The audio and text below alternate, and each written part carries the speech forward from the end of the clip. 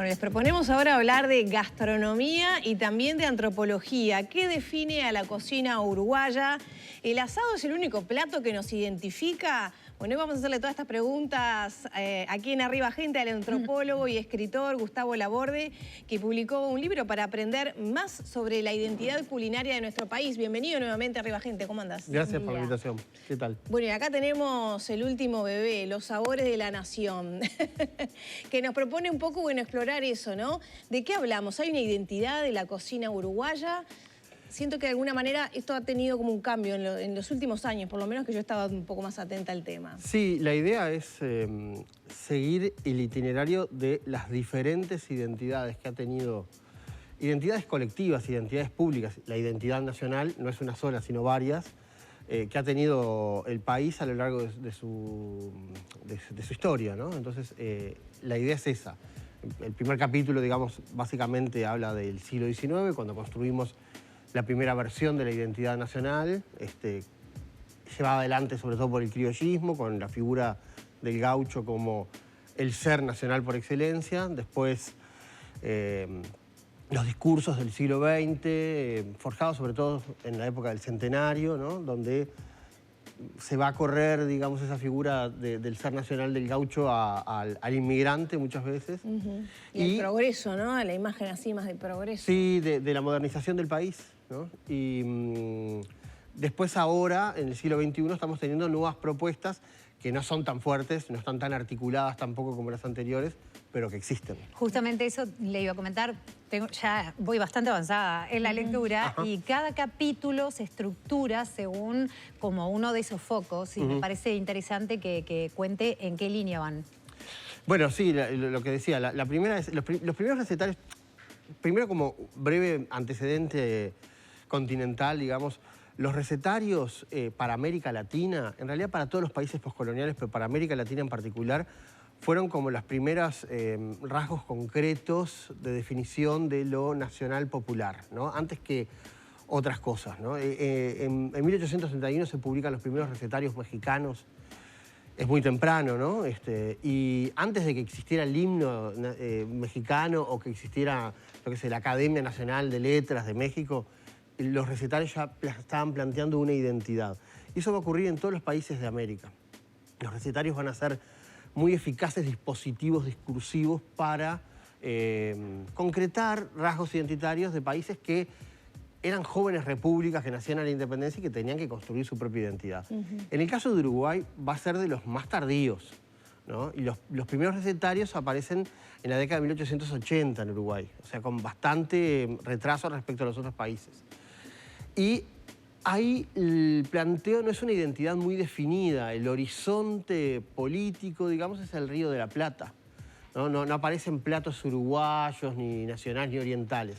Como sí va a ocurrir a partir de la publicación de La Cocinera Oriental en 1904 y otro conjunto de recetarios que son 5 o 6, que no son muchos en número, pero van a ser muy importantes como esfuerzo editorial, porque algunos de esos recetarios van a tener hasta 20 y pico de ediciones y van a dominar hasta la década del 40 el panorama editorial. ¿Y qué había en eso? ¿Qué recetas componían esos recetarios? Y algunos que nos parecerían incluso graciosos ahora, como huevos Diego Lamas, papas La Valleja, mejillones a la moda de Positos, perdices a la montevideana, alfajores al oriental, denominaciones locales, es decir, lo que buscan es imponer una retórica patriótica en la cocina. Sí, mucho éxito, ¿no?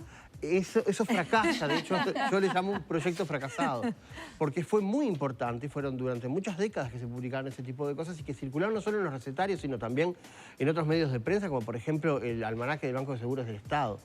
Eso puede ir de la mano con esa tradición cultural que se maneja, y no lo digo solamente en lo gastronómico, sino en general, que el uruguayo prácticamente bajó de los barcos y que no hay una fuerte presencia criolla. Insisto, percepción, justamente te lo pregunto porque es interesante tu doble rol como antropólogo y a la vez como estudioso de este tema. Claro, yo creo que en buena medida fue tan eficaz ese discurso de que todos los uruguayos han bajado de los barcos, que es a todas luces una exageración, porque si vemos incluso... Había algo antes. No solo antes, sino que tampoco, si bien vino mucha gente y transformó el cuerpo social de la nación, eso es indiscutible, nunca superaron el 50%, en realidad anda en el orden del 40 y pico por ciento, ¿no? Entonces, y además, por ejemplo, miren ustedes que tienen a su lado, ¿no? Sí, mate. Mate. Eso es una bebida indígena que Claro. nosotros, sin embargo, se la atribuimos a los gauchos, ¿no? Claro. Pero es de origen indígena, absolutamente guaraní, ¿no? Claro. Y es nuestra bebida nacional. Y cuando, perdón, ¿no? Pero sí. muchas veces, incluso en la poca literatura sobre culinaria que hay escrita en Uruguay, que es muy poquito, por ejemplo, Hugo García Robles empieza su libro, El mantel celeste, diciendo: en Uruguay no quedan rastros de comida indígena. Y ahí está, es la bebida nacional. Y También en está cuanto a esa comida, mezcla, ¿no? Gaucho, criollo, que también siempre estuvo en el medio. Claro, pero lo que pasa es que el criollismo, en ese sentido, y la figura del gaucho, se usó para blanquear una composición étnica mucho más variada. O sea, los vientres de los gauchos son indígenas. Los gauchos tenían una profunda influencia indígena. Había gauchos negros, había gauchos rubios, Y bueno, por eso había tomaba gauchos mate. indígenas. Claro. Y en cuanto a lo gastronómico, bueno, la bebida forma parte, pero ¿algún plato, algún ingrediente que haya, digamos, trascendido justamente a los pueblos originarios que vengan de ahí? Y muchos la papa es americana, el maíz es americano.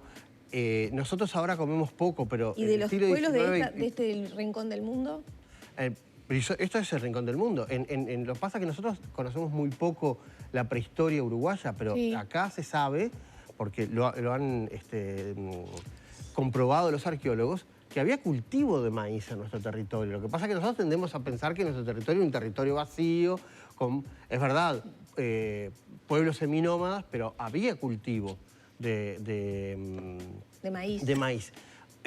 Vemos en el siglo XIX y principio del siglo XX la importancia que tenía la fariña, que es otra de las bases alimentarias de los guaraníes. Es decir, nosotros tendemos a escamotear o a no percibir del todo la influencia de nuestro propio continente, que es muy importante. En nuestro puchero... Eso, te iba a pedir que fueras a ese ejemplo, por el tema de los ingredientes, que ahí también hace al desconocimiento, que hay ingredientes que eran de acá. Claro, en nuestro puchero, yo viví muchos años en España, estudié ahí, los pucheros, bueno, tienen papas, ciertamente, patata para ellos, ¿no? Pero después tienen garbanzos, tienen col, pero no aparece el zapallo, no aparece el choclo, no aparece el boñato. Todos esos productos son americanos. Y nosotros resolvemos el puchero a la manera americana, no a la manera española, ¿no?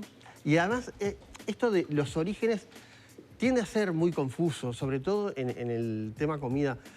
Yo pongo como ejemplo, la primera pizzería que se abre en Milán, en el norte de Italia, se abre en 1950.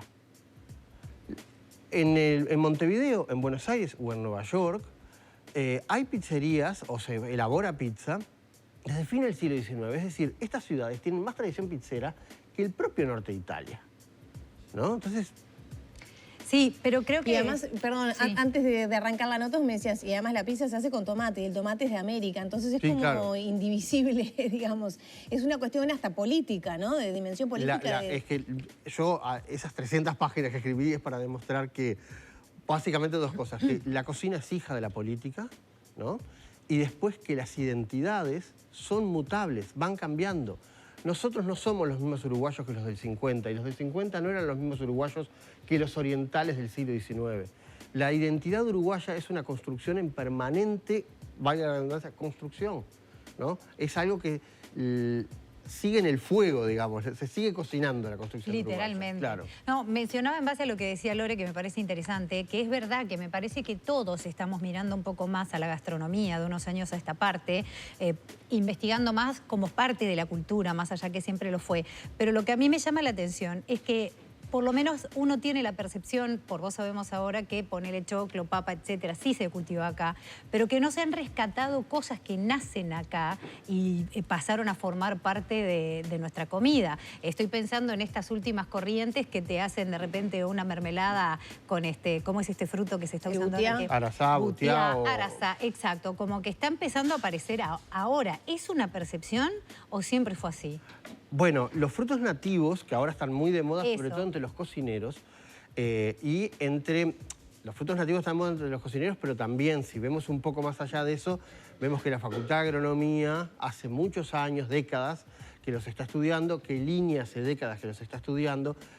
Estudiando quiere decir que los están domesticando. Esto suena raro a veces para las plantas, pero las plantas también se domestican, ¿no?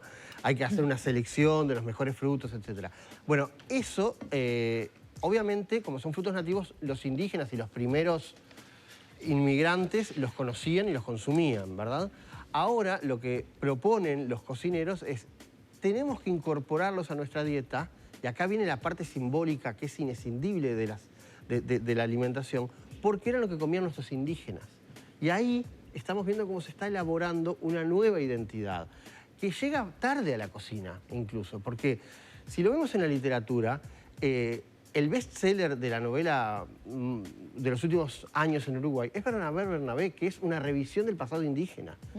Lo vemos a nivel político, cuando en 2005, durante el gobierno de Valle, se repatriaron los restos de Baimaca, Perú, se hizo un cortejo fúnebre por 18 para que la ciudadanía rindiera homenaje y se lo enterró en el Panteón Nacional.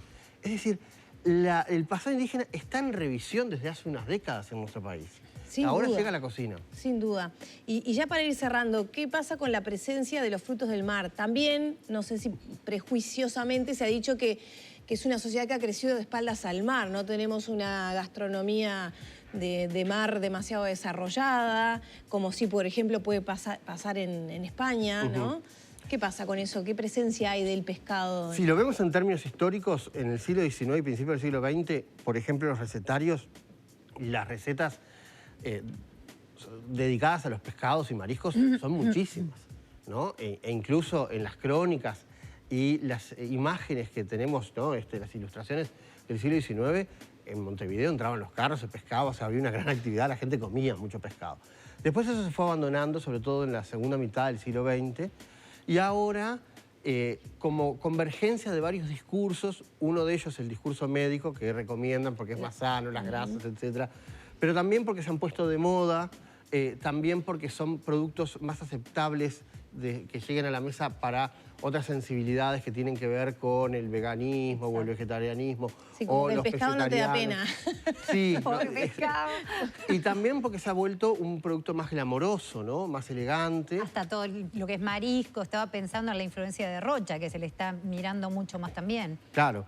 Y hay como una cocina estacional, podríamos decir. Cuando los uruguayos van a Rocha, que es uno de los lugares con mayor biodiversidad de nuestro país, consumen pescado, pero lo hacen como en verano porque, bueno, tienen la playa ahí, etcétera. Pero después el resto del año es difícil conseguir en nuestro país pescado. Hay tanto para preguntarte y tanto de qué hablar. Hay cosas que no las quiero decir además para que vayan al libro, pero sí me interesaría una lectura de...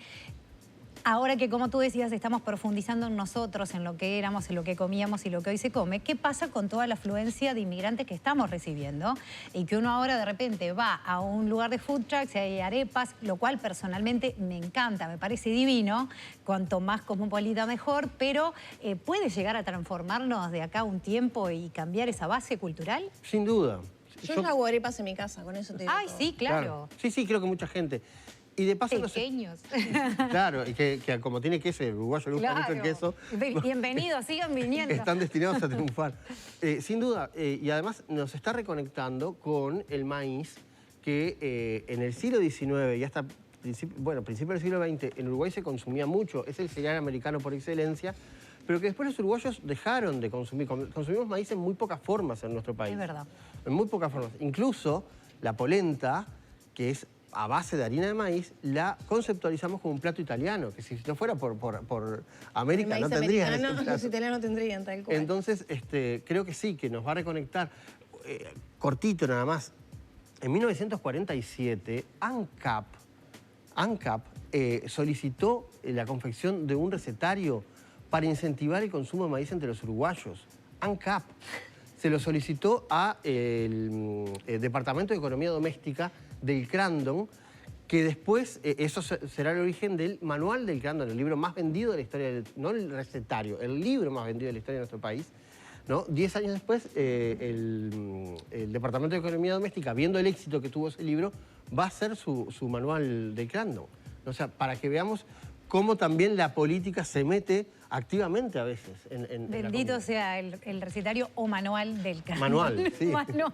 Los Sirve sabores para de la todo. nación, entonces ya está disponible en librerías. ¿Se la encuentra en todas las librerías? Sí, claro. Una mención es la profundidad que realmente es un placer ver todas las citas bibliográficas, toda la investigación de todas las fuentes. Realmente asombra incluso que haya tanta base y que la hayas podido recopilar en este libro, que es una joya de nuestra cultura. Muchas Así gracias. que recomendado realmente porque me tenía Muchas atrapada.